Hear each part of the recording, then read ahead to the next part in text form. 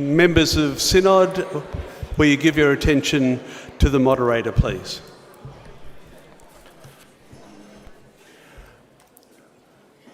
Thank you, members of Synod. I'm sure I know what you're all expecting me to announce right now,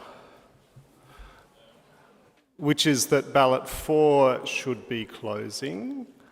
But I'm also aware that a lot of people were struggling to get ballot 4 completed, and so you have until 8 o'clock. So if you haven't actually completed it yet, and if you didn't make use of that couple of minutes' time just then, when you could have done it, you've still got until 8 o'clock, and then ballot 4 will definitely close. You will, of course, need to participate in the session as we go too, if you are doing that. So hopefully most of you have actually finished. Members of Synod, we have a couple of little bits of housework to do. So first of all, I want to turn to the Associate General Secretary regarding the Synod role.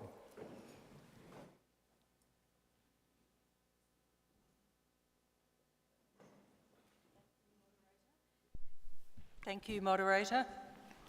I propose that the Synod resolve to adopt the role of Synod as finalised at 3:30 p.m. on Sunday, the 19th of November 2023.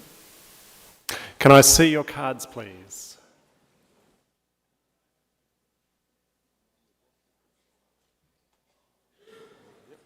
That's consensus. We've adopted that role. Thank you. Again, I encourage you, there in a few spots I see people holding up cards in plastic wallets with different colours on different sides. Can you please take your cards out of the plastic sleeves so that no one gets confused about what's held up? The next piece of housework, I'm going to ask our business manager to bring a proposal about association.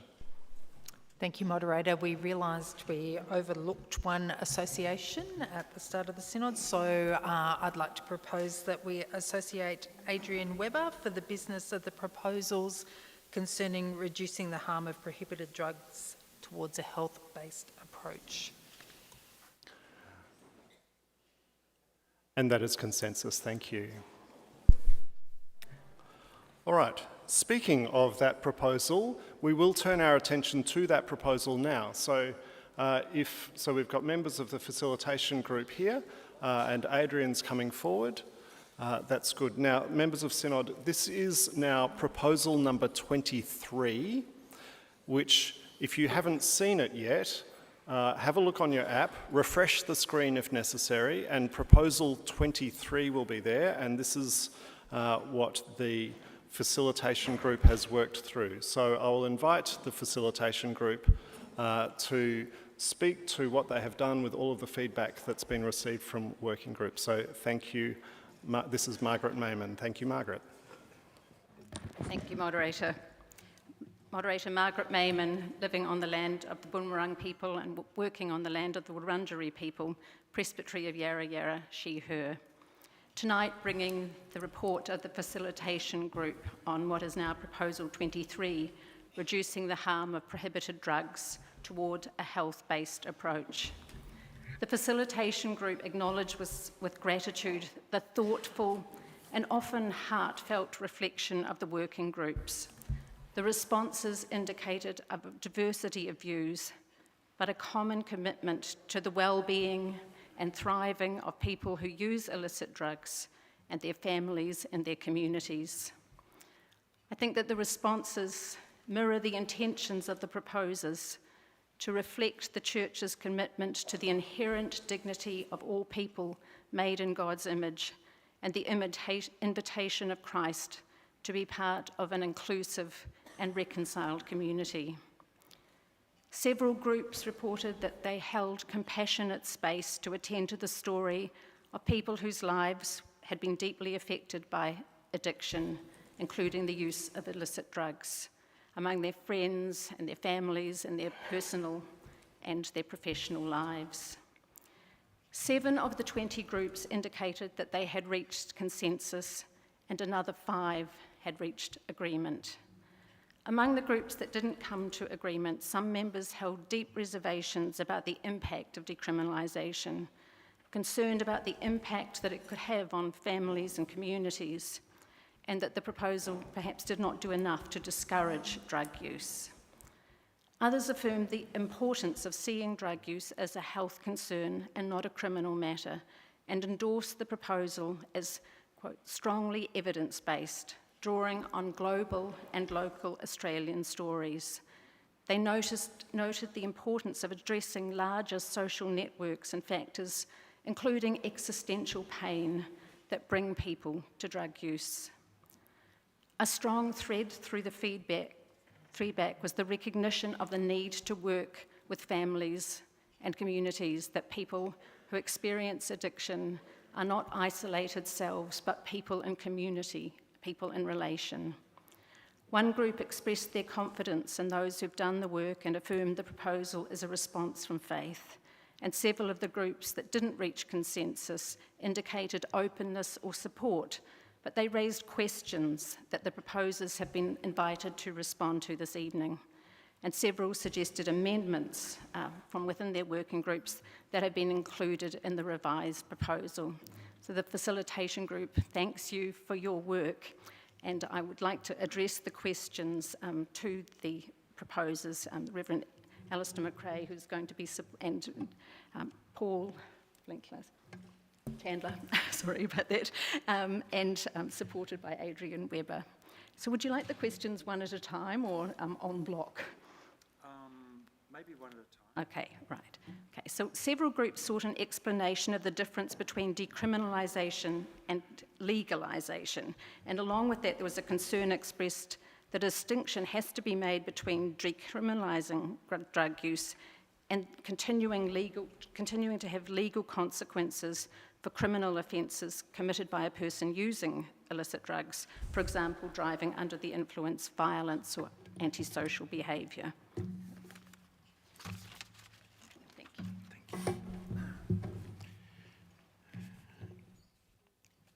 I just want to begin by saying how grateful I am about how robust the discussion has been over the last 24 hours or so, 36 hours. It means a lot to me that this has been taken so seriously.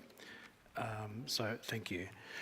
I'm actually going to start by just giving a very quick, I'll reflect a little bit back on some of what I said yesterday, and it will help to distinguish between decriminalisation and legalisation. I'm just going to read a couple of paragraphs, firstly. Firstly, in relation to decriminalisation, decriminalisation is not recommended as a standalone policy.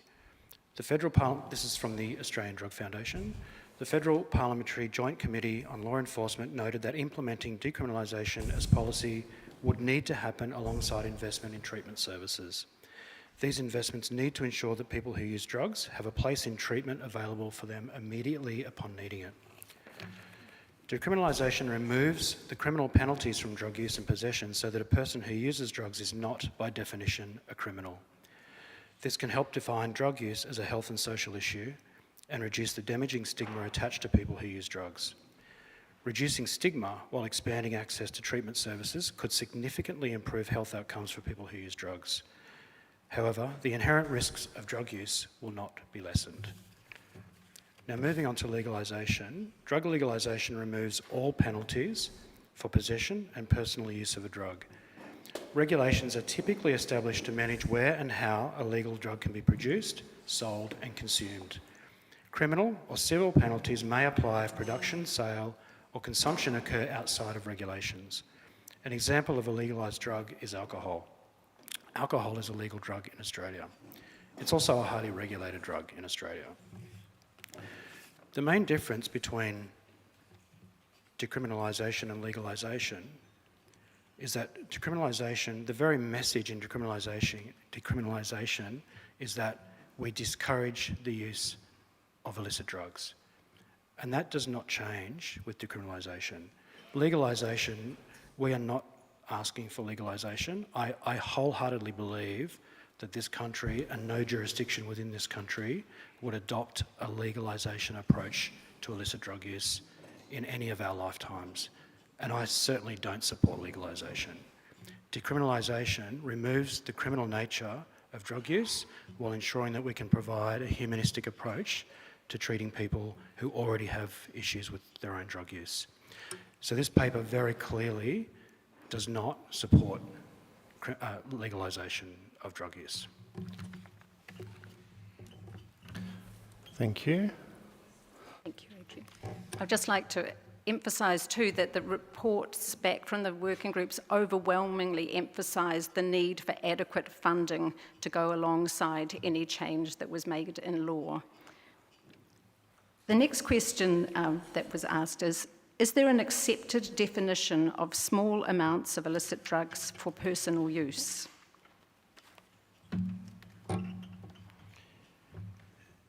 2 weeks ago, the ACT decriminalised the use of small amounts of all substances, including heroin and methamphetamine 2 weeks ago. So in doing so, the ACT has put in place very clear definitions of what a small amount of illicit drug use will be.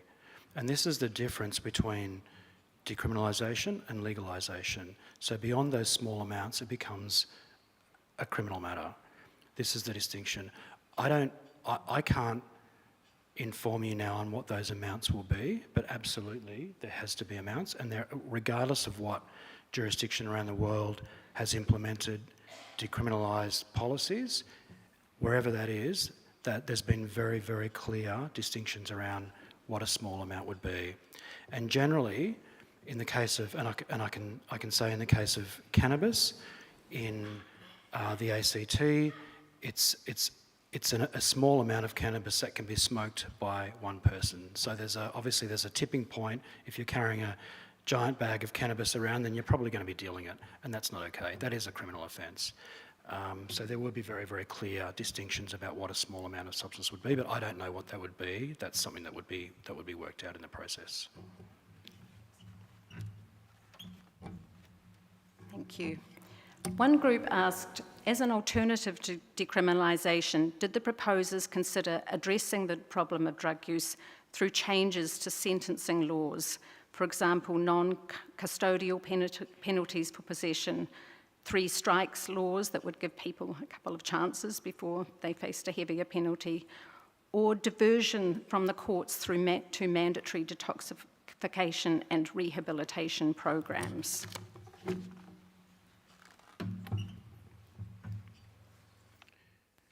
Currently, a couple of examples in Victoria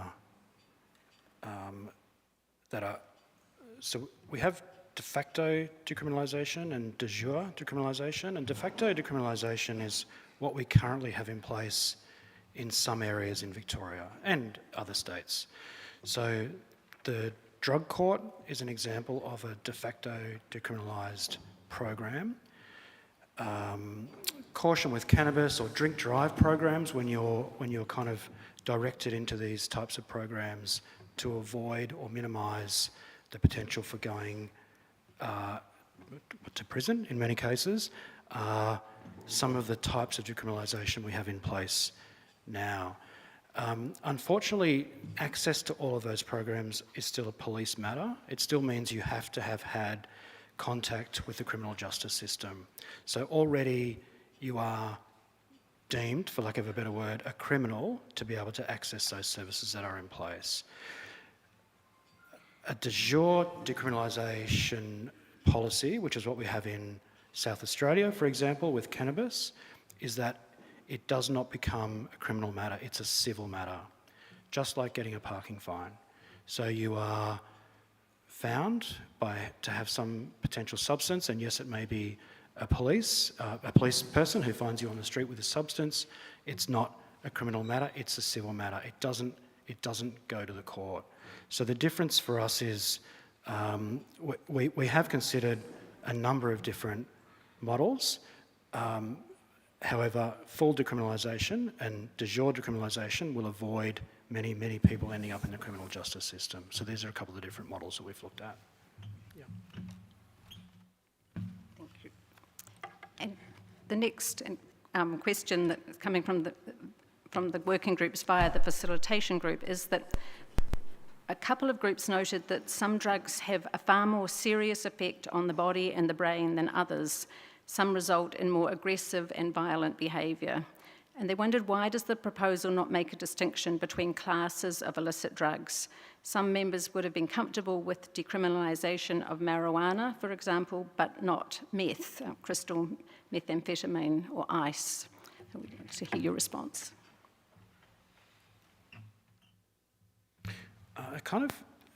So part of this answer goes back to the previous question about what is considered a small amount. So each different type of drug, whether it's a street drug or whether it's cannabis, the amount will have an impact upon the type of penalty that's put in place. So I know that only kind of partly answers that question. We did consider the impact on the body from a range of different drugs. However, when you consider arguably the most damaging drug in our society is alcohol, there's an assumption sometimes that meth is much more severe and much harder on the body than cannabis. We do know from working in drug treatment, we know that people presenting with severe cannabis use disorder have a much harder time of getting off cannabis than those people using methamphetamine. We know this from the evidence. The impact on the body from any drug is highly detrimental. The impact on the body from any drug over time is highly detrimental.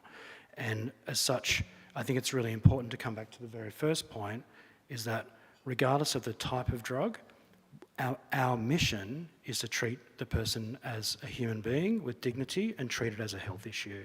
And what it means is that we can't make a distinction between one drug or another, because the person presenting to us as the human who needs the support is the support that we will provide.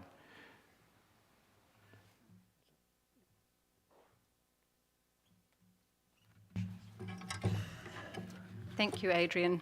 That concludes the question part of the questions that are coming from the facilitation group to the proposers, but there will be an opportunity, I believe, moderator, to extend the time of questions and response to the floor.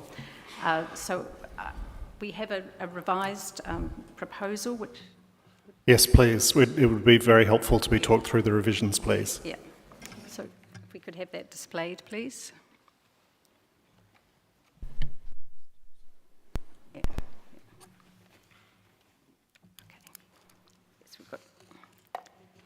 So we've got a new overarching introductory paragraph, which is that the Synod resolves, recognising that addiction causes enormous harm to individuals, families, communities, and the Church, and that the Church discourages use of illicit drugs. Then it proceeds. We've got those Synod resolves removed there. So that we have changed the word necessary further down in the next paragraph to essential. Oh, and sorry, and B2, thank you for providing that. My version doesn't have the changes on it, so it's good to be able to look at that. So B2, to include the word provide pathways to wellness, because I think there was an emphasis on the desire for healing as part of this process in what we heard. The word necessary in 3 was changed to essential, just to strengthen that. I think that's... And again, in C, picking up the fact that this is not just an issue that affects individuals who are using drugs, but it affects families and communities. And so the emphasis on funding and programmatic responses and our sort of whole wraparound service needs to consider the needs of families and communities as well. The remainder of the proposal is unchanged.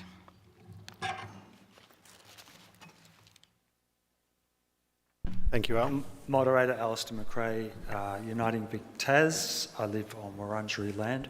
I'd just like to mention that, to thank the facilitation group for their great work, and echoing Adrian's comments, to thank the Synod for engaging so carefully with this important issue.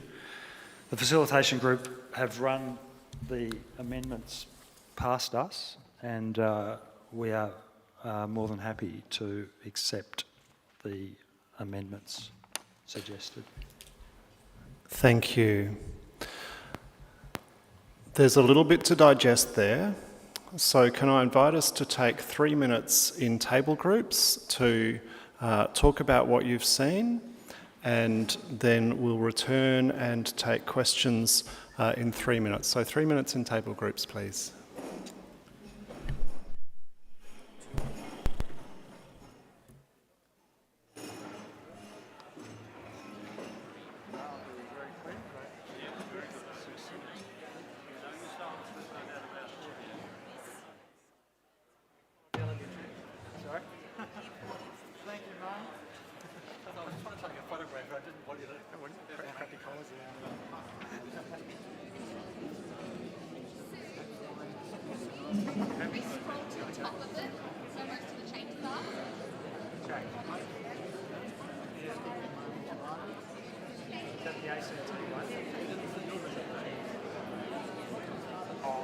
I don't think the sound's going to read that much.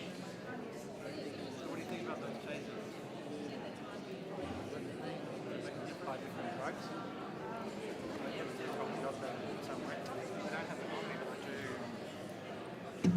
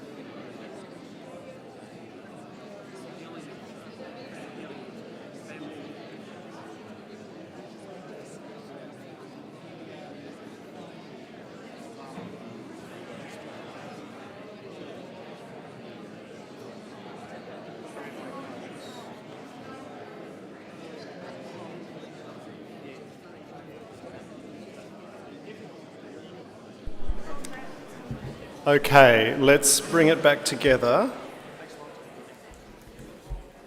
So we have a new proposal before us, which has an introductory paragraph and some additional words at various points through the proposal. So can we now take, I'll take questions and comments, and I'll begin over at the black microphone. Thank you. So please, if you have a question or a comment, move to a microphone and we'll see how we go. Thank you. Thank you, Moderator. I'm Kenna Morrison, pronouns she, her, from the Brunswick Parish in the Port Phillip West Presbytery. I am also a relatively recently retired mental health clinician working in the magistrates' courts. And I have dealt with many people who have been facing the court because of behaviours related to their drug use. Now, an interesting factor that has happened is that there's been a positive development recently in the legal system where was vastly reduced number of people are going into remand. That's good. But an unanticipated, well, probably unanticipated side effect of that is that I have seen many people coming into the court being sent to remand as angry, violent, very difficult people, objecting to everything, and to see them a number of weeks later when they come out of remand and a period of enforced abstinence. And the number of times people have told me, I can think clearly for the first time in years. we really need to acknowledge this as something that has happened and provide increased capacity for people who are in serious difficulty with substance use to be a little, with provisions like in the Mental Health Act, mandatory detoxification. Now, a lot of those, won't make any difference in the long term, but a significant portion, I am sure, will do that. And I don't know whether that can be included in the wording of the motion, but the concept in terms of the lobbying we undertake should be. Thank you. There's mixed response to that. Can I encourage those who are thinking of coming to the microphones, those who are at microphones, don't worry about this already, but if you want to speak for the proposal as it stands, it would be helpful to me if you carried an orange card with you, and if you want to speak against a proposal, it would be helpful if you carried a blue card with you. I'm not assuming that everyone is necessarily for or against at this stage. There could be some who are exploring, and that's fine, but it would just help me to navigate. The microphone on my left, thank you. Kelly Skilton, Port Phillip East Presbytery, living on our Wurundjeri Wurrung people's land. She, her are my pronouns. I am for this proposal. I cannot believe I am going to be this person, a stickler for the grammar.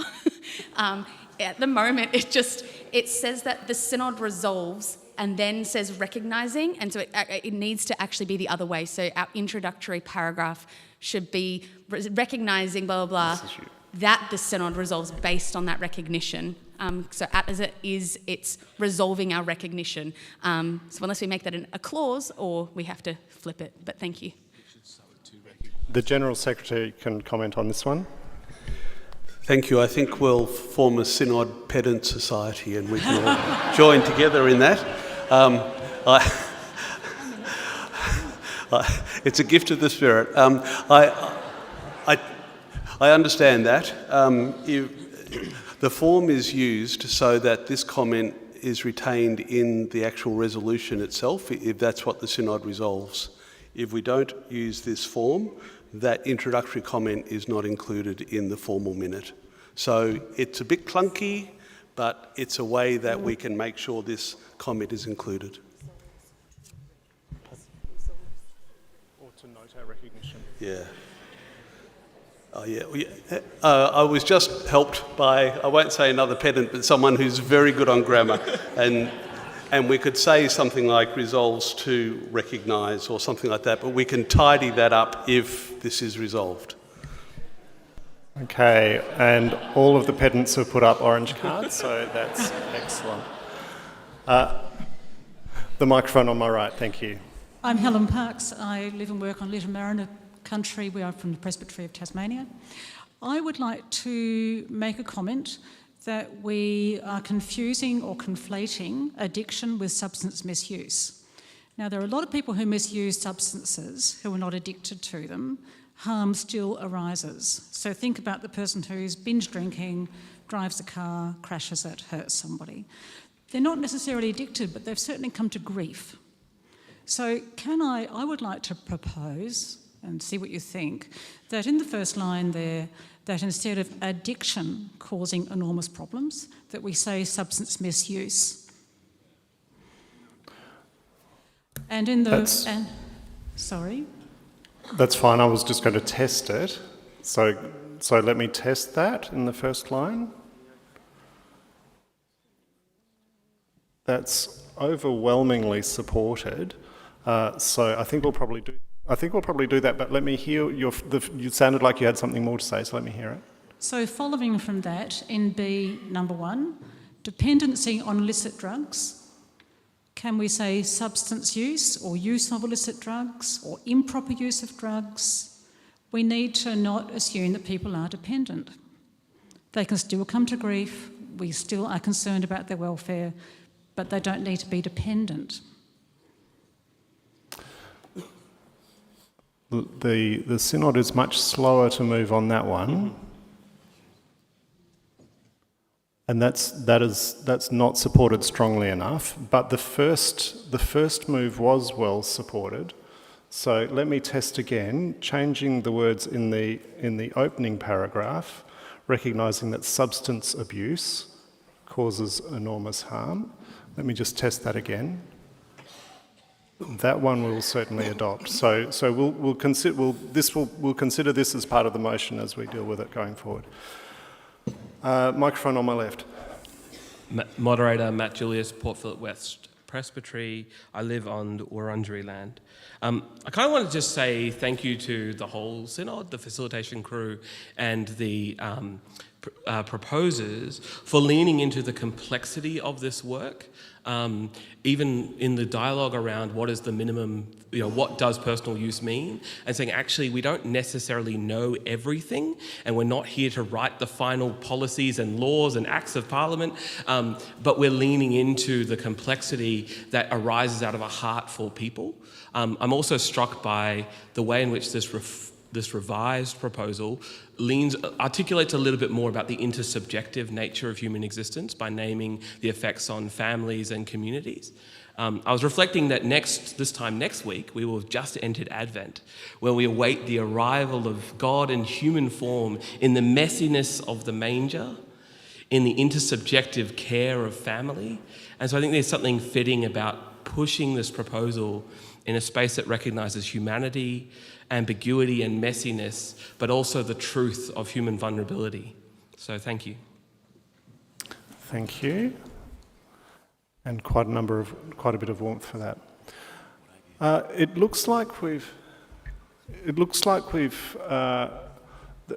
I think we're at the point where I'd like to test the proposal. So I'm going to test it first of all as a whole. So if. Yes, with substance abuse, yep. So let me test this as a whole. What's your discernment about this now revised proposal that the facilitation group has brought back to us in this form? Okay. There are a small number of blue cards. Would those with blue cards, do you have additional comments that you would like to make?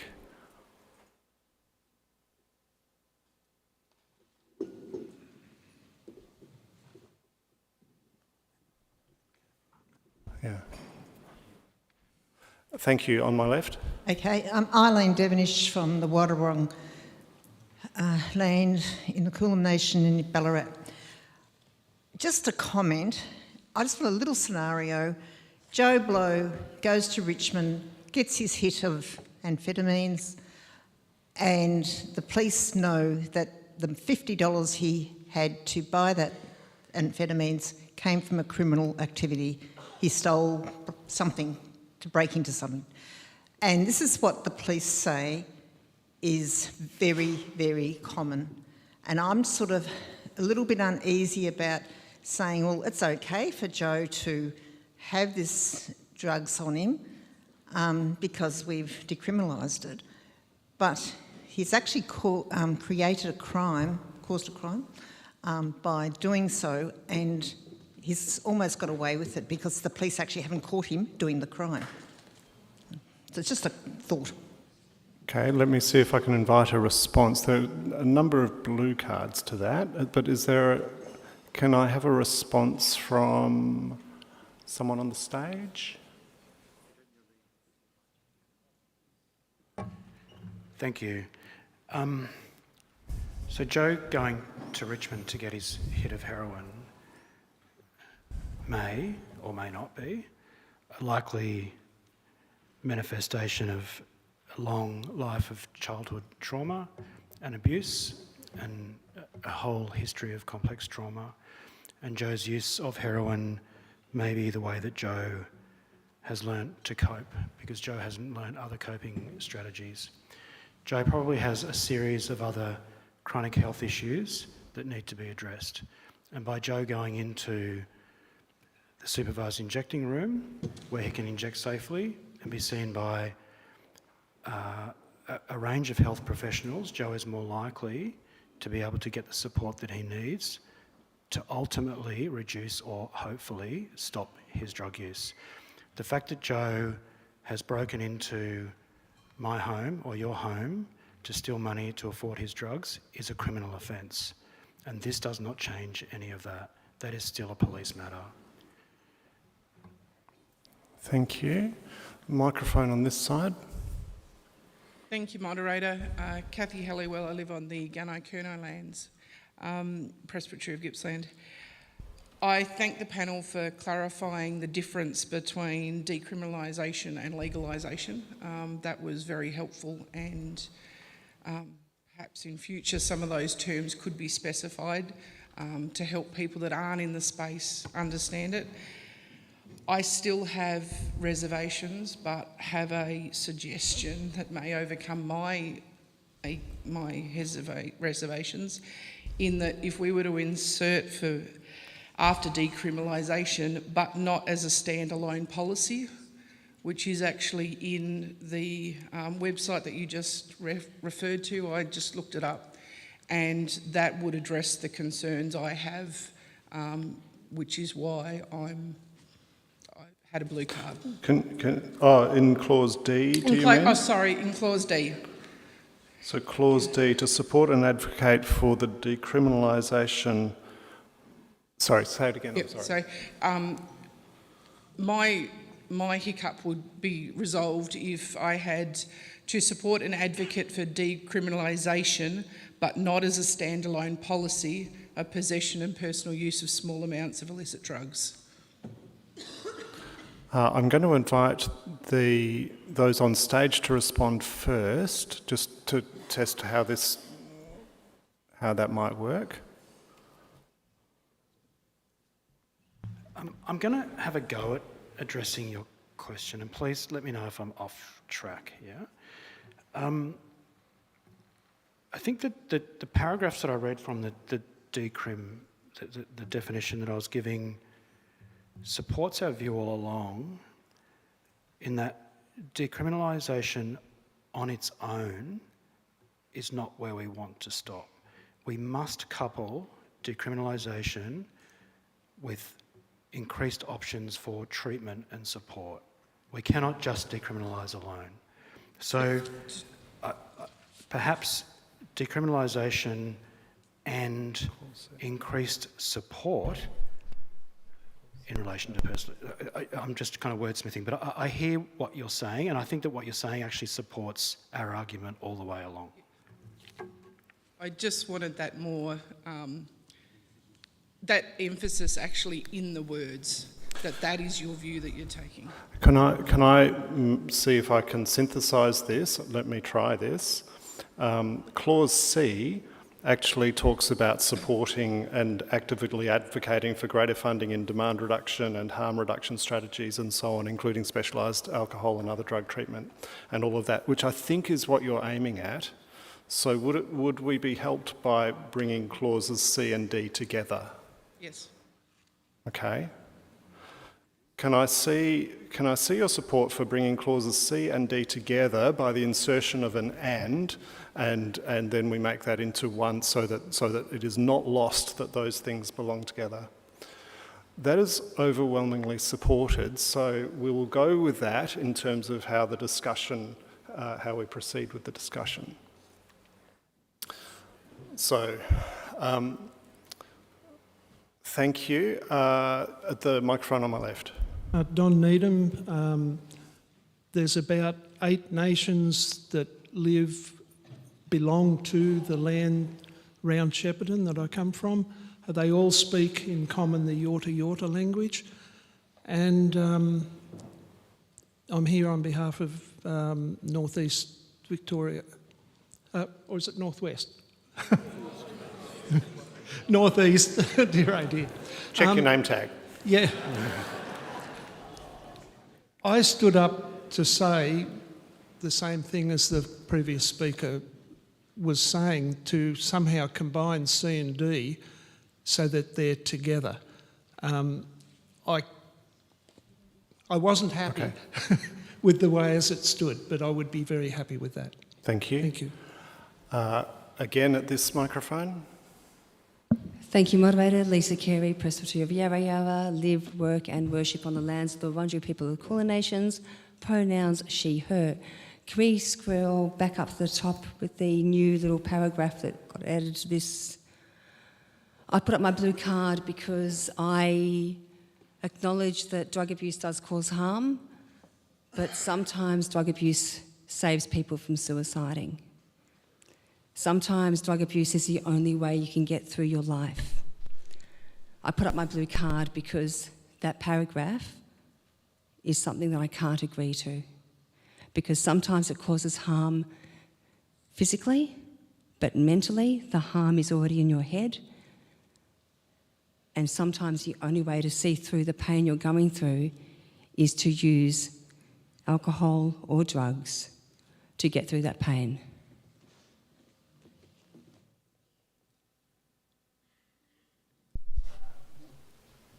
Without an alternative set of words, I'm not quite clear how we can process that. Yes, Robin's going to the microphone. I'll take Robin. Robin Whittaker, Pilgrim Theological College, living on Boonwurrung land. Can I suggest this might help Lisa and others recognising that substance abuse may cause enormous harm if we just put a qualifier in there? The word may, can we insert the word may? Well, that actually is very strongly supported. There's one yellow card. Did you want to speak? There's a blue as well. Oh, I mean, I know there was some blues, but there was one yellow card. Oh, okay. Okay. That was strongly enough supported that we will go with that as well, just in terms of shaping this. So let me test again as a whole, the whole of this proposal.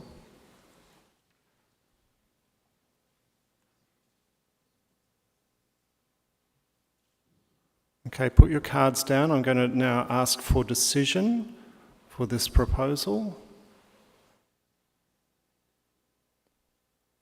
We have consensus. Oh, stop.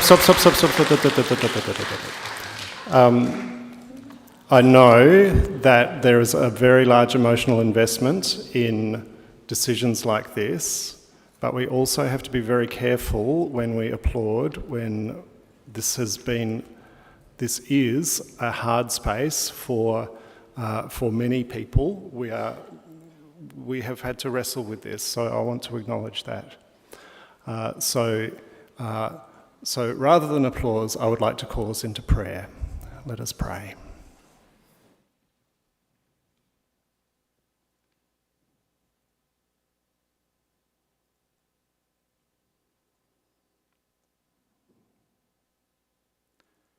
Gracious God,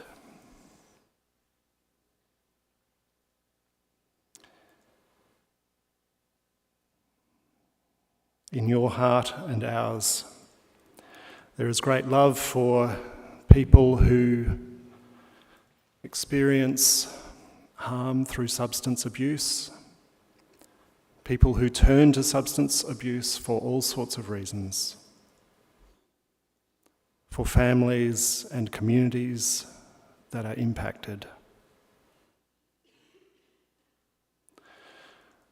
Gracious God, in these small steps we seek to respond to your will.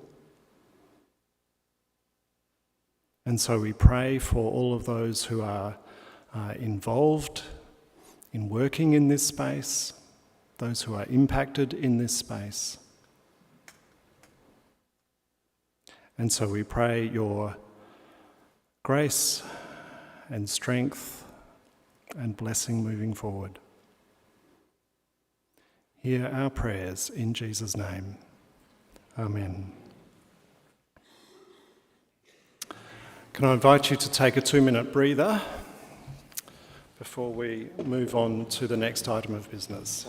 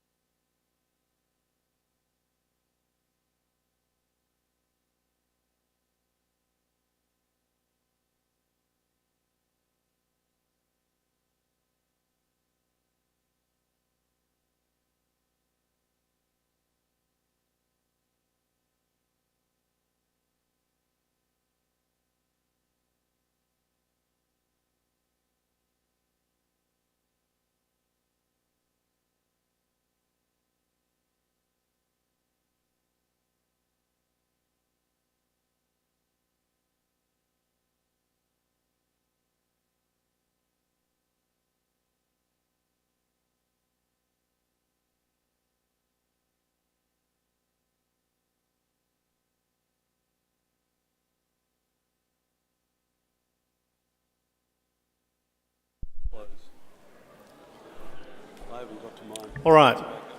Members of Synod, let's get back to work.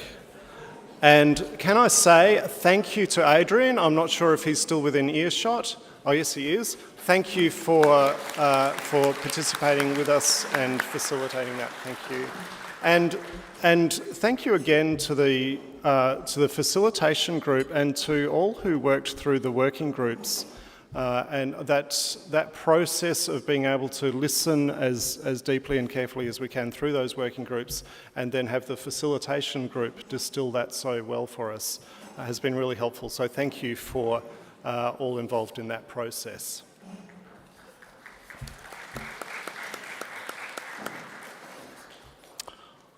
All right, we're going to turn to the secure work proposal. This is proposal number 22.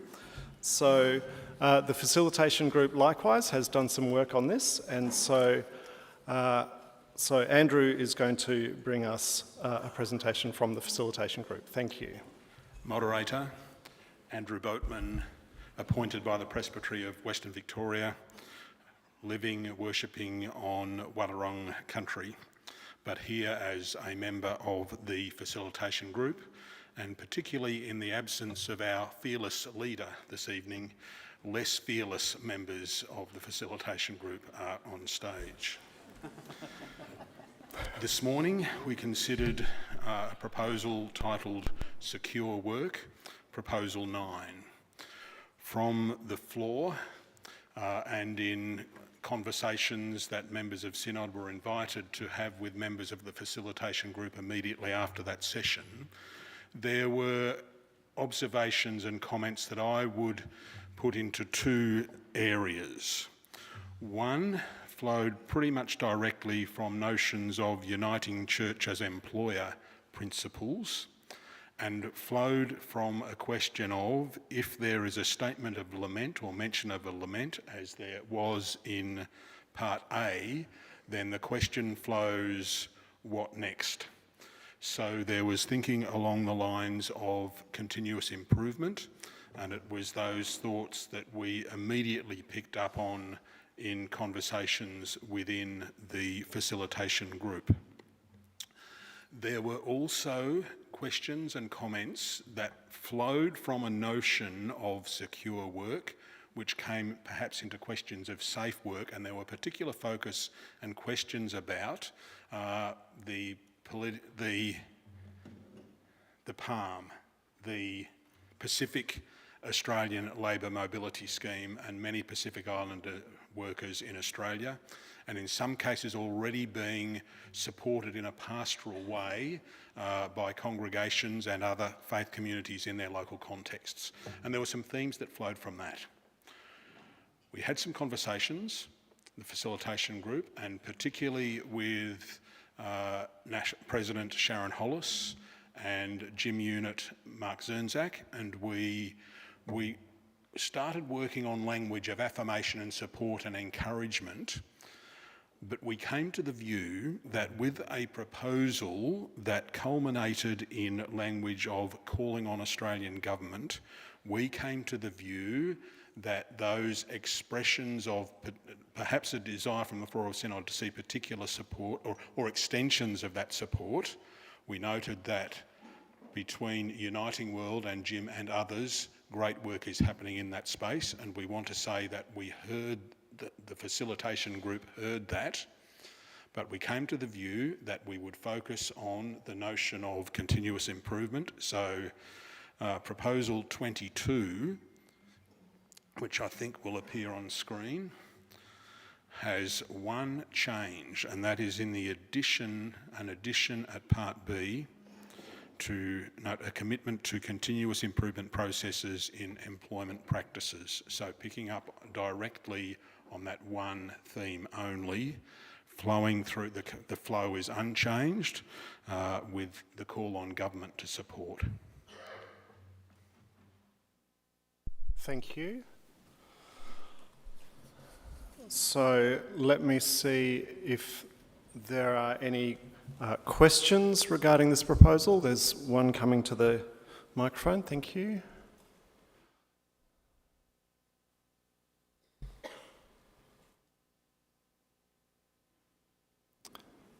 from the black microphone, thank you. Belinda Clear, Port Phillip East Presbytery, Wurundjeri Land. Thank you, moderator. It's just a small thing, but I just wonder in part B of the proposal where we talk about calling on all parts of the Synod, including its institutions and councils of the Church, to embrace and implement the Uniting Church's employer principles, that part. I wonder if we need something in there where, like, it's all well and good to say, we want you to embrace and implement these, but I wonder if there needs to be something about putting in an educative package or process or some supportive information or something in there to actually help particularly church councils to be able to do that and to understand what their obligations as employers are.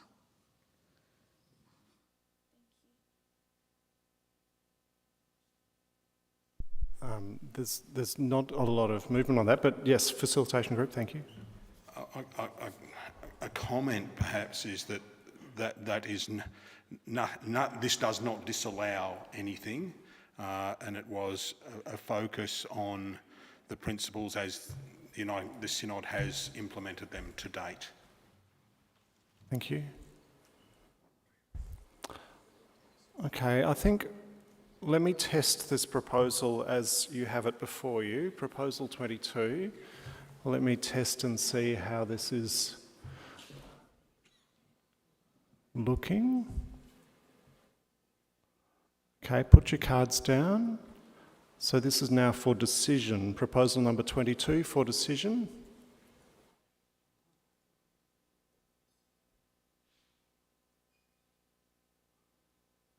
That is consensus. Thank you. Okay.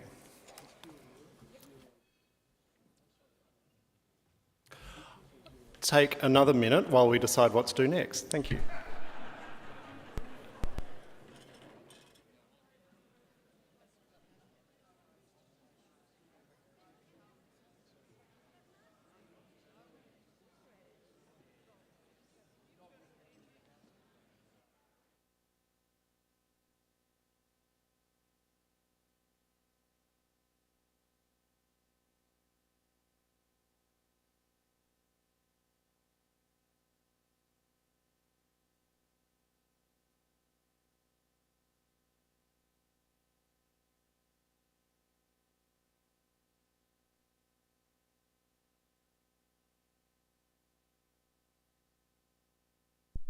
Members, yeah.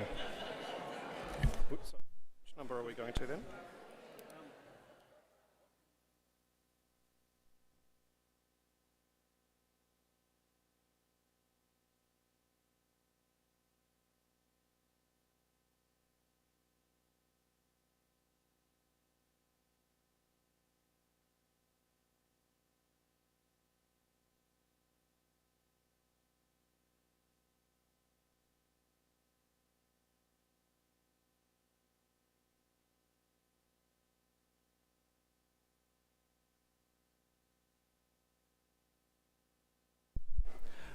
Members of Synod, it is 2 minutes to 8 o'clock, but you have no excuse for not having completed that ballot.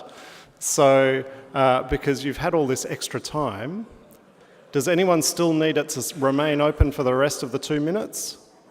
You do. All right. Yeah, so, members of Synod, Randall Pryor, who has been providing support for congregations seeking to work with the workers who've come over under the PALM scheme. Randall Pryor is actually there in the back of the room. So, if you would like to take the opportunity to have a conversation with Randall, he will be here until midnight, so, or in the very least, he will be here at the end of this evening. So, so please make the most of the opportunity to have a chat with Randall. Thank you. It's now 7:59.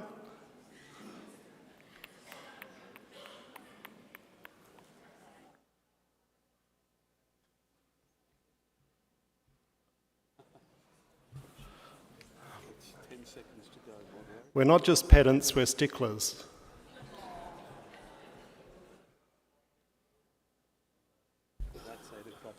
All right, that ballot, now I don't know which number it was. That ballot is now closed. Right.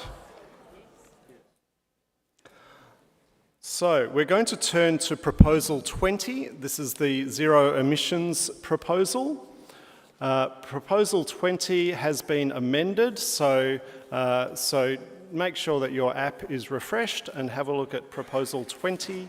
And this also is brought by the facilitation team who have been working hard for us today. So thank you. Jay is going to present. Thank you.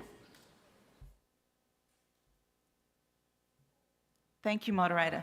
Jay Robinson, Presbytery of Port Phillip East on Wurundjeri country, I forgot to say that last time, and part of the facilitation team. Hopefully you have now all had a chance to read through the changes in this document, and would it be advantageous for me to quickly run through them again? I'm seeing... Yes, please. Will do indeed. The first change that we have is our clause C. We have removed item number 3, dot point number 3. I'm going to have to remember all of these now. At D, there has been changing in the words of that. So D itself talks of request that the Equipping for Leadership for Mission develop terms of reference for the SERF, which is that Synod Emissions Reduction Fund, for consideration and approval by the Ministry and Mission and Property and Operations Committee, so that's the add in there, which shall include provisions that, this is the first extra add, so at 1, explore and scope the financial requirements needed to prioritise, my mouth's not working, reaching zero emissions by 2040. Dot point 2, describe how the funds will be directed for use within congregations and presbyteries to assist in the reduction of emissions in their operations and activities. Dot point 3, all of these have changes. All parts of the Uniting Church in Victoria and Tasmania, including its members, institutions and councils of the Church, be invited to make voluntary financial contributions to the fund as they are able.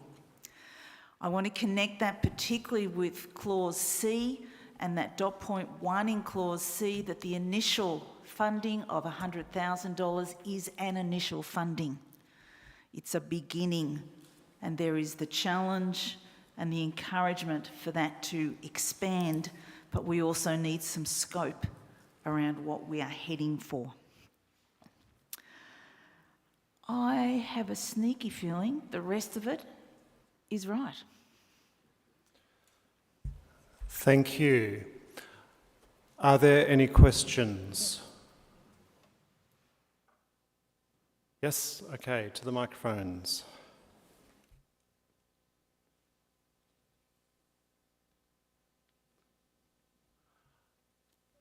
Microphone on my right.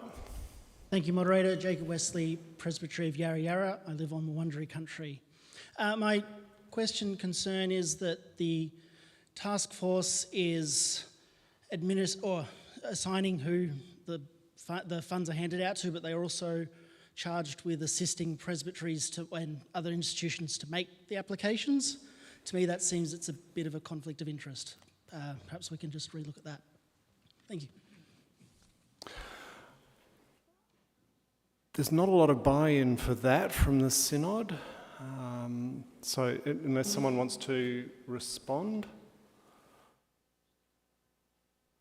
Let me hear from the microphone on the left. Steve Singline, Wadawurrung Country, Presbytery of Port Phillip West, he, him. Thank you, Moderator. I think part of the challenge with the current climate crisis, particularly for current and emerging younger generations, is this need for a call to action and a language that befits its sense of urgency. And I therefore wonder if in D.3, where it says that the church is invited to make voluntary financial contributions, that might be considered to be urged or called to, that it then ups the ante and responds to this as a climate emergency. It's not quite a lot of orange, some blue. Don't know that that's enough to actually change it. Let me go to the microphone on the east. Moderator Graham Harrison, live, work and dwell on Wurundjeri country, come from Yarra Presbytery. My concern is not so much to amend the motion as is. I'm just wondering about whether we've considered the scope of it. We've talked about the need to assist with property coming down to zero emissions by 2040. Have we considered all new property applications having an overlay to ensure that they make that part of the property proposals? So not just addressing old properties that now have gas, etc., but wondering whether our new properties are actually working on zero emissions. So I'm not going to figure out wording to put all that in there. I'm just going to hand that over for Synod Standing Committee. No doubt have heard, M&M have no doubt heard, P&O have no doubt heard. Thank you. Okay, we'll receive that as a comment, thank you. On my left. Bruce Misson, Presbytery of Port Phillip West, Wurundjeri country. Just in response to Stephen, I think we need to remember that all of the other entities within the Uniting Church, presbyteries, congregations, even members, will need to spend money themselves to make adjustments to their buildings and whatever else they have that produce emissions now. Not everything has to come through the SURF. A lot of work will be done locally and at presbytery level. So while I appreciate what Steve was saying, it's not necessary for all that money to go up to the Synod and then come back down again. A lot of it can just be spent at the level that it starts at. Thank you, and there's certainly some warmth for that on this side. Graham Dark, Gippsland Presbytery, the land of the Bunurong people. There wasn't any appetite to change the word from invite, but it seems to me that the word challenge might strengthen it a bit. Be challenged to, not just invited, but be challenged, actually challenged. Thank you for the comment. Again, not an overwhelming response, thank you. All right, I'm going to test this proposal then. So proposal 20, let me test how you're discerning about the proposal as it now stands. Okay, now we have, what is green? Okay, cards down, please. A green card means that we need to listen to the voice of the earth.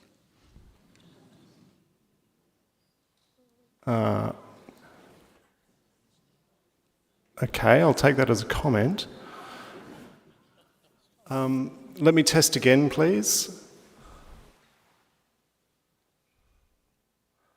Okay, so we've got several blue cards. Would someone with a blue card like to make any further comments? Thank you, Moderator. Andrea Mays from Port Phillip East Presbytery, Wurundjeri land, she, her. We're being asked in the revised proposal to explore and scope the financial requirements for moving towards zero emissions. We have also been told that it would cost $50,000 to reliably measure our emissions. So presumably scoping would cost more than that. This is why we haven't done this detailed work coming into the Synod.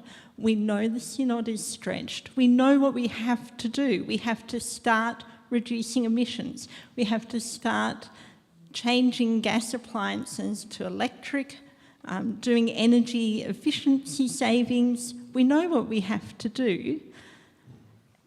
So why don't we get on and do it? We have already consulted 51 congregations on how best to move to net zero emissions or towards zero emissions. And this funding proposal is what has come from that consultation process. Many congregations said, we want to take more action, but we don't have the resources to do so. We need help from the Synod to be able to take their action to reduce emissions.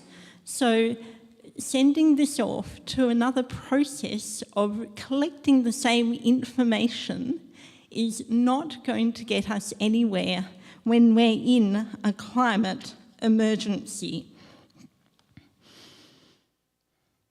I was at the students' strike on Friday, and the students said, no more excuses, we need to take action.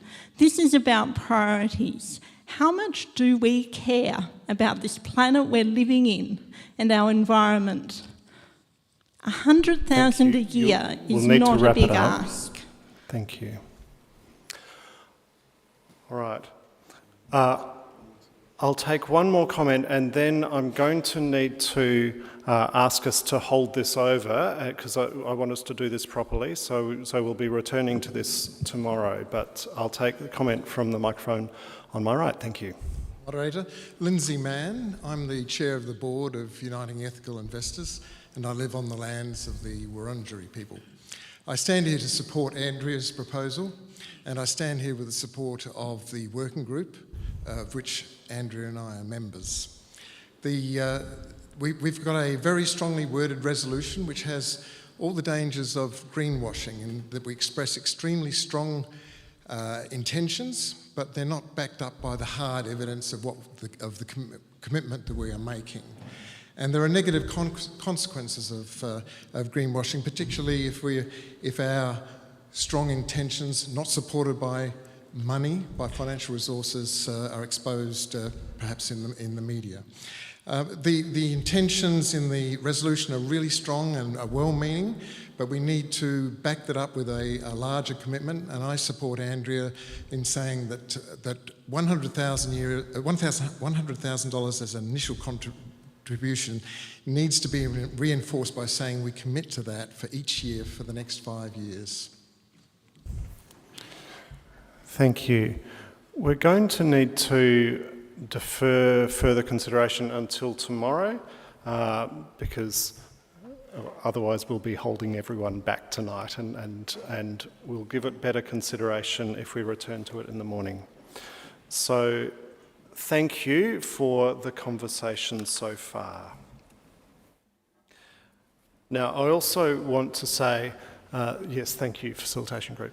I also want to say that following the secure work, following the passage of that proposal, I had intended but neglected to offer prayer, and I've asked my chaplain to lead us in prayer. So thank you, Samisi. Let us pray. Oh God, at this moment, we remember and pray for those who come a long way from home, leaving behind loved ones in order to find and seek better life for the family. We pray for safety. We pray for better relationship with employees and employers. We, the church, should work together to offer them a community that they will find a sense of belonging here while far away from home. We pray for those who are working really hard to make life easier for them and to accomplish their goal. In Jesus Christ, we pray. Amen.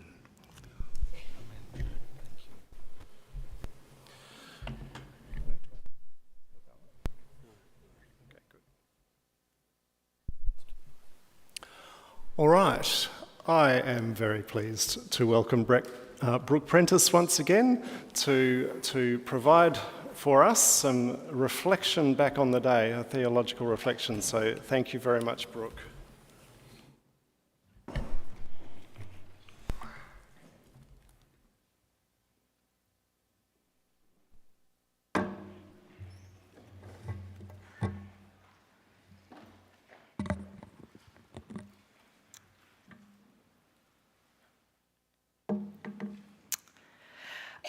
Before I begin tonight, can we put my first slide, so my title slide. It's been a great honour and privilege to be here with you all, and thank you very much to the moderator for inviting me. And especially, so these are the ways to follow me. Brooke Prentice, spelt my way. I'm the only Brooke Prentice in the world. Prentice is Scottish heritage on my dad's side, my non-Aboriginal side. And with our spelling, anyone with the TIS, we're all related. And so I've got my own website, brookeprentice.com, and follow me on social media at brookeprentice.official. But I just want to say a deep thank you to everyone that I've had a yarn with and for the invitation to be here and to be recognised as a theologian. So thank you so much. So we come together, maybe you can take that slide down now, please. That'd be all right, my friends in AV.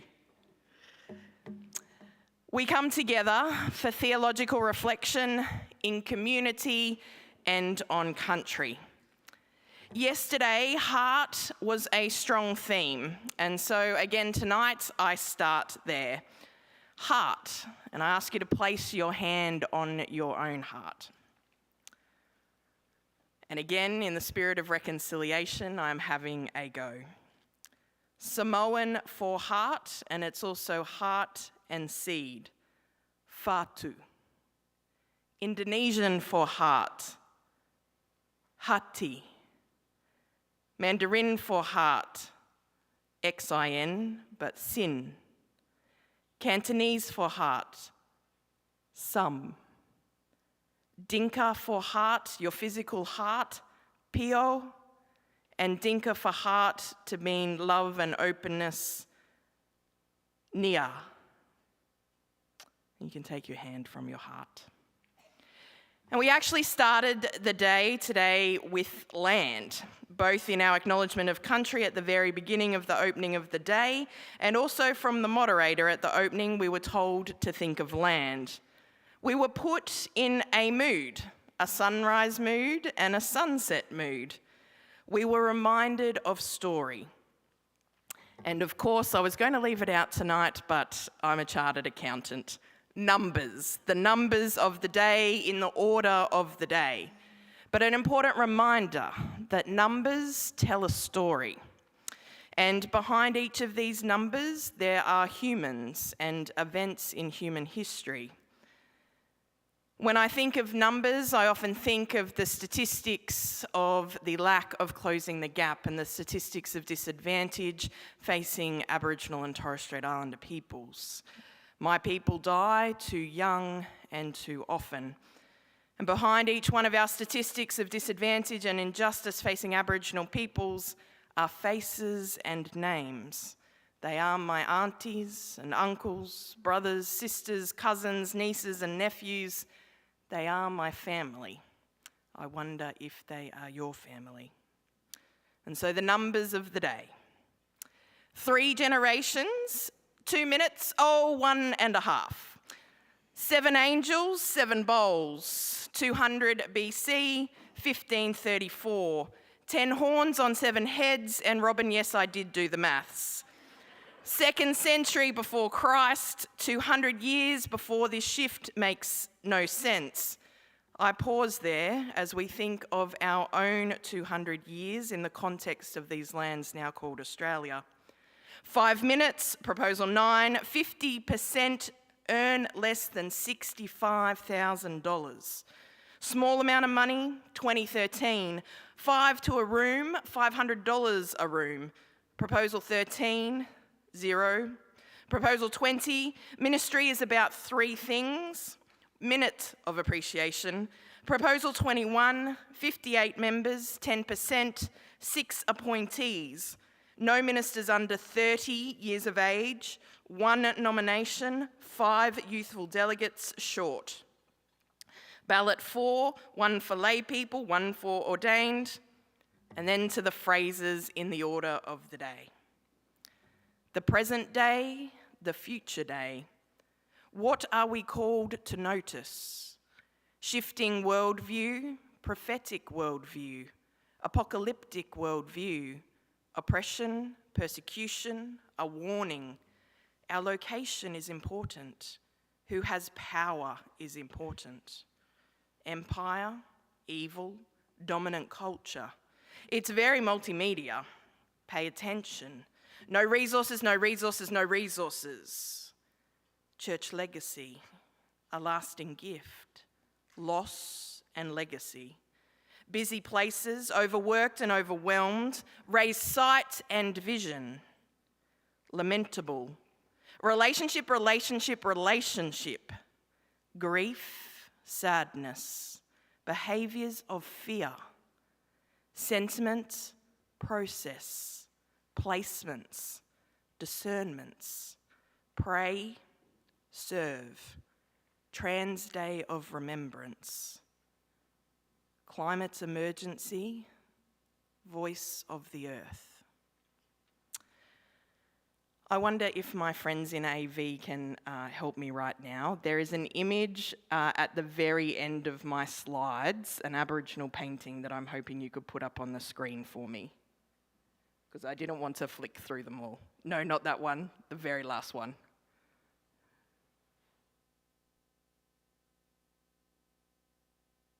Is there a very last? Thank you.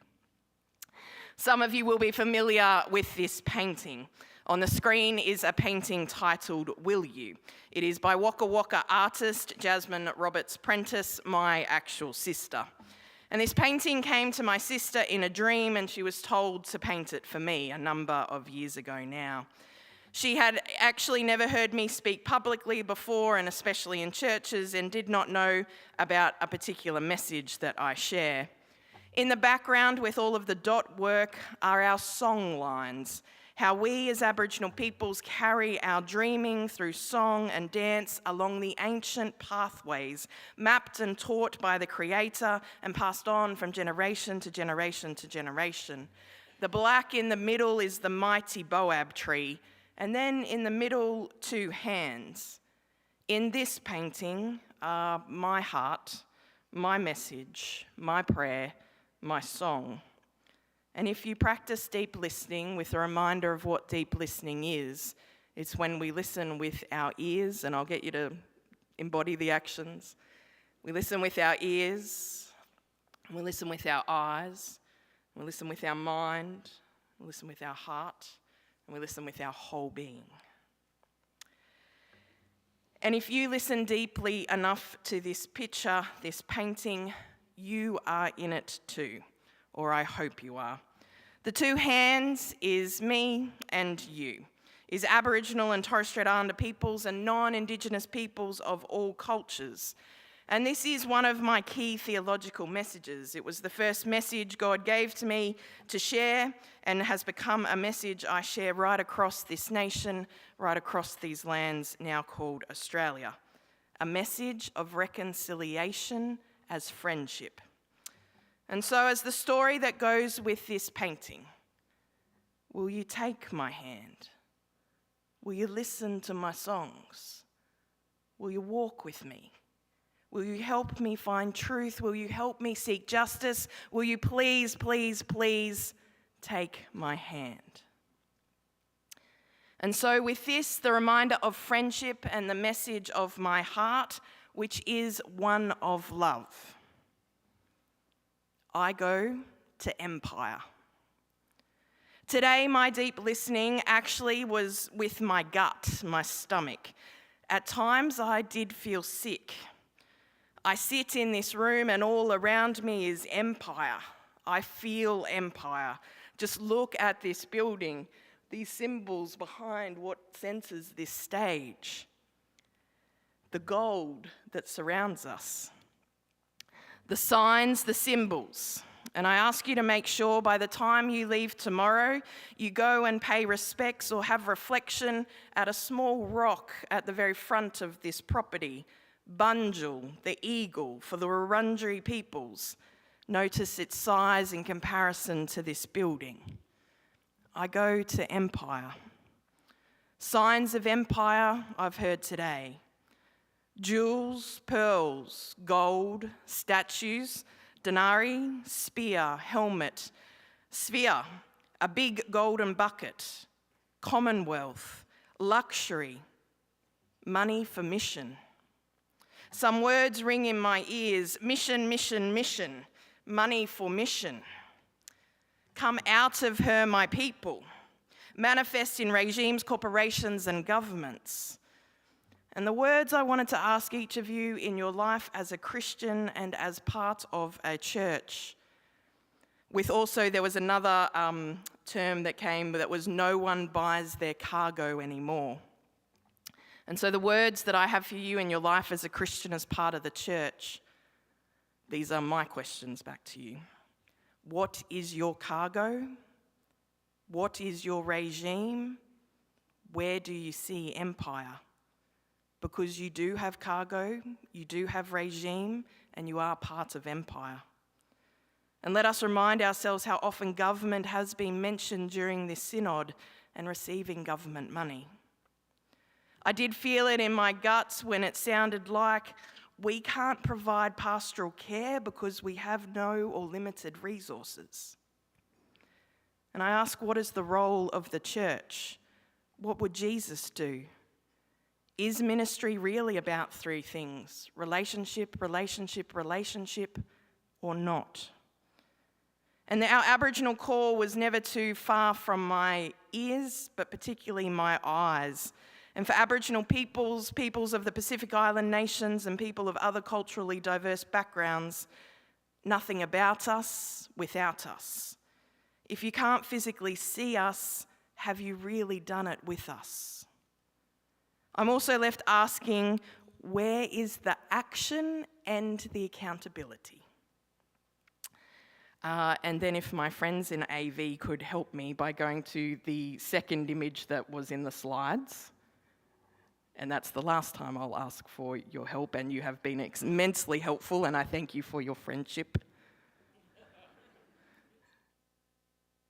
So it's a picture of a building. Thank you. And I'll be right from now. Thank you very much. I wonder if you know what this building is. It is the US Capitol building. Erected in 1863, this artwork is the Senate pediment on the east front US Capitol building, an artwork by Thomas Crawford. The centre figure is America as a woman who stands with an eagle at her side and the sun at her back. Remember our themes of lights, of sunrise, of sunsets, but particularly of light. And then this next image, another woman, a female woman. In the centre, the gown-clad female figure in the centre depicts progress or enlightenment. And I wonder if you know where this is. It's actually in kind of my hometown, Brisbane, Queensland, Meanjin, Turrbal Yuggera country. It's Daphne Mayo's sculpture erected on Brisbane City Hall in 1930 that still stands there today. And this is the full picture. Both the artwork, message and story of the US Capitol building and the one on Brisbane Town Hall are titled The Progress of Civilization. But we go to a close-up on both of them. They actually go the reverse order. On the US Capitol building, which is the lighter coloured image, to the right of America is a woodsman, a hunter, and then an Indian chief, Indian mother and child, and Indian grave representing the early days of America. But at that far end is where Indigenous people die for the progress of civilization. On the left then of the American image is the diversity of human endeavour, suggested by the soldier, the merchant, the two youths, the schoolmaster and child, and the mechanic. The sheaves of wheat, symbolic of fertility, and an anchor, symbolic of hope. These elements are in contrast with the grave at the opposite end. And then it was 67 years later that in Queensland, the progress of civilization depicting the settlement, and that's their words, of Queensland. The gown-clad female figure in the centre, progress or enlightenment. Then you have the settlers with their cattle, explorers with their horses, and they move out, these are the words of the artwork, move out from under her protecting arms to claim the land from the Indigenous people and the native animals. There's a koala and kangaroo. And two Aboriginal males crouching in the left-hand corner and a fleeing kangaroo. On the other side of that one is a young European male and female joined by a sheep and a row of books and an artist's palette representing the new European nation, agriculture and civilization. They're the actual words that go with the artwork. This is the progress of civilization. And in terms of the Bible, I went to Amos 5, 21 to 23 and also 24. And reading with Aboriginal eyes, I heard it this way, and these are my words. I hate your Australia Day on January 26, celebrated on a day when 230 years ago you stole the land. And I take no delight in your mining expeditions that feed profit and greed. Even though you offer me your time and sometimes a few pennies on Sunday, your church is on stolen land and you haven't paid the rent. I will not accept them. And the offerings of your ridiculous cost of statues that tell untruths, I will not look upon. Take away the noise of your national anthem where the words mean nothing. I will not listen to the melody when you destroyed the music of the land.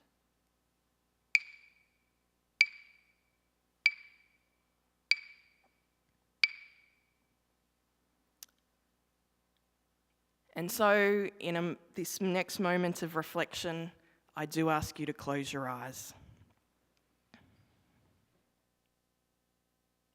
I want you to place yourself in front of your church in the Vic Tas Synod.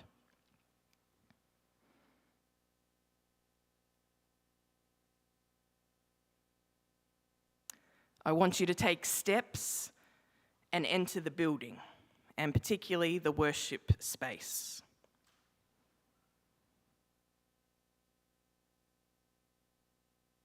I want you to walk to the very centre of the worship space.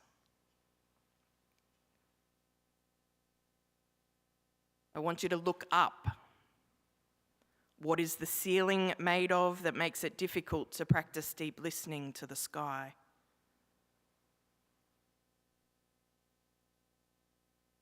I want you to look down. What is beneath your feet that makes it difficult to practice deep listening to the land?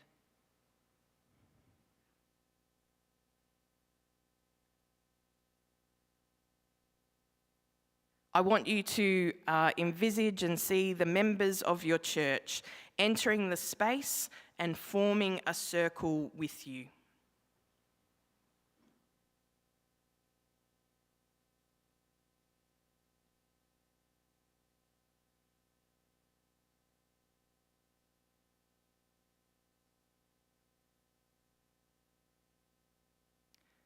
I now want you to walk out of the building and have the members of your church follow you outside the church.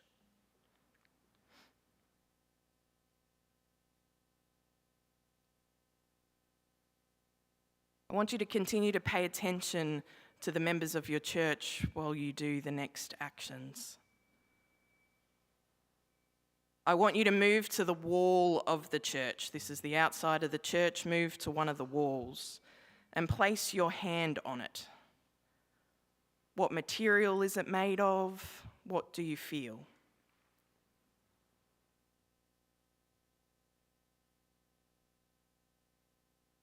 I now want you to start to dismantle the building. What is your reaction at that request? Where do you feel the reaction in your body? No matter how hard it is to dismantle the building, you actually have every skill you need and superhuman strength to dismantle the building.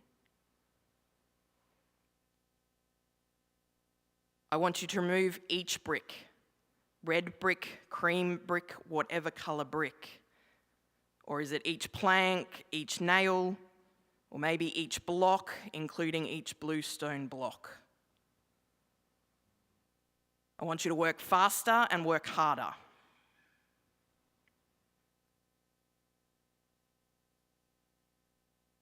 You need to really hurry up, so you might need to zoom forward, fast forward a bit. Now you'll need to dismantle the roof, work faster, work harder.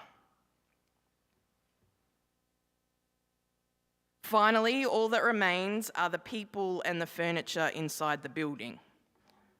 I want you to start to move the furniture. I want you to start to remove the floor.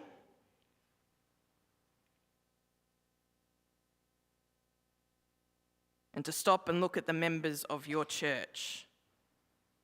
Are they still there? What are they doing? What looks are upon their face?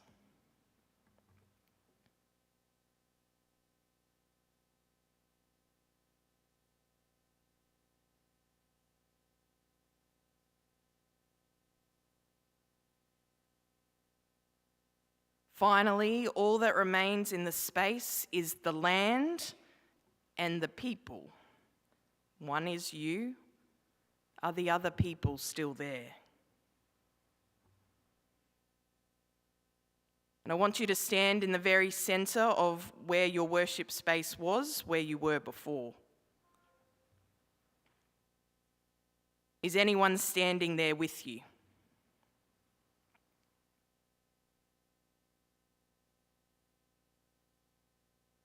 I now want you to turn around behind you a whole 180 degrees, and you see an Aboriginal elder coming towards you with a coolamon filled with cherry bollard or gum leaves and smoke.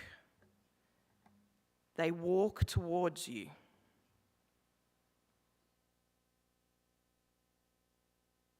They reach you and they kneel beside you.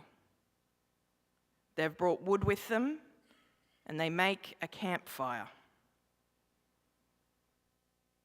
They sit down at the campfire.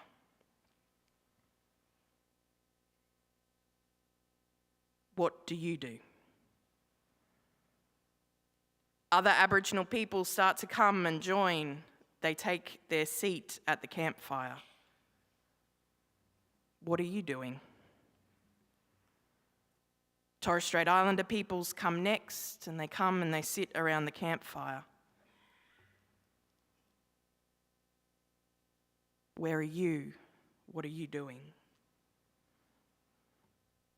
Peoples of all nations of the Pacific come next. They come and sit around the campfire.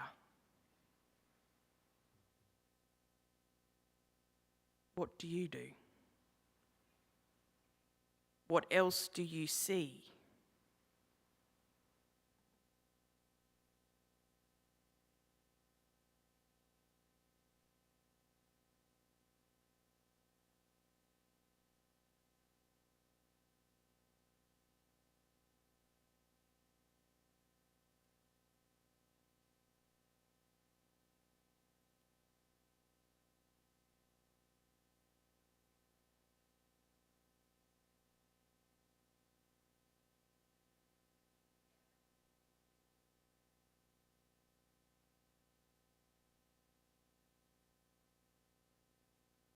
What story does the land tell?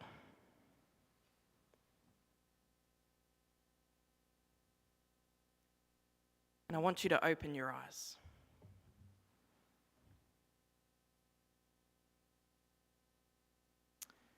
This painting, Reconciliation by Cindy Alsop, the original, since it was painted, has always hung in Narana. But the Salvation Army got to use it, not the Uniting Church, but the original still stands there today. This painting tells us that we come from two different places, the black representing Aboriginal and Torres Strait Islander peoples, the white non-Indigenous peoples of all cultures. And in the white set of footprints, I see a rainbow set of footprints, but we representing all cultures in these lands now called Australia.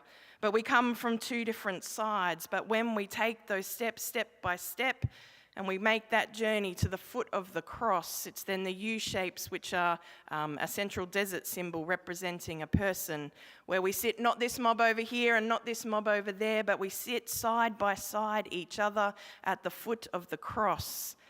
This is where we can honour one another, where we listen to each other's stories. And then the hands around the outside remind us of the action, that this takes action to achieve. And then it says the blue wavy lines, after listening to one another, honouring each other and sharing our stories together, we then, as the blue wavy lines, walk away as reconciled peoples, united in purpose. Amos chapter 5 verse 24 says, "But let justice roll on like a river, righteousness like a never-failing stream." And if you would stand with me as I bring a final blessing for us.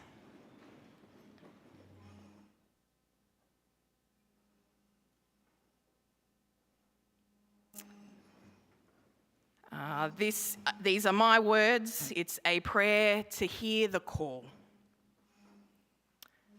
As we see the beauty of the sunrise, may we hear the call of the kookaburra. As we taste the saltiness of the beach, may we hear the call of the ocean. As we smell the eucalyptus of the gum trees, may we hear the call of the wind. As we feel the heat in the desert, may we hear the call of the red dust. As we listen on the concrete of the city, may we hear the call for truth and justice. As we walk hand in friendship, may we hear the call of each other's heartbeat. And so now, with all our human actions and with all of creation, hear the call of great Creator Spirit, God, Papa, Jesus, and go in truth, justice, love, and hope. Amen. Members of Synod, would you remain standing?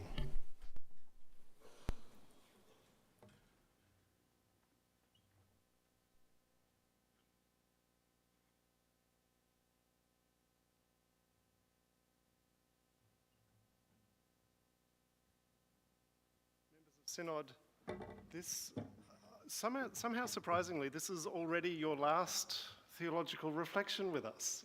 And I'm not sure how that happened so fast. Apparently this is day 3. And so I'm delighted to be able to stand with you here, and I'm very grateful, and we are all very grateful for the ways in which you have blessed us with your poetry, with your music, with your leadership, and you have challenged us with our own words reflected back to us. So please accept the thanks of the whole Synod and a small gift from us with our very deep thanks. Thank you.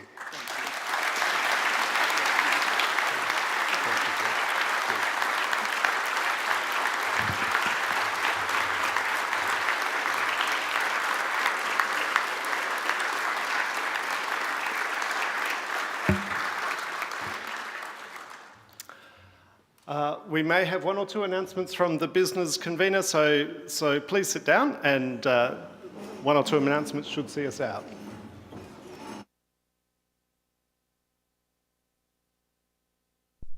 Thank you, moderator. Just one announcement tonight. So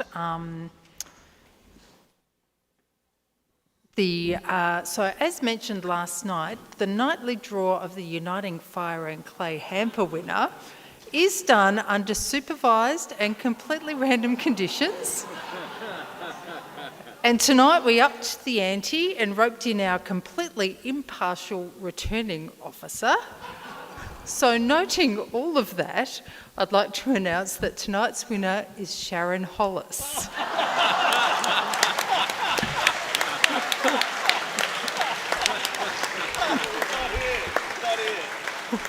Sorry, table 11.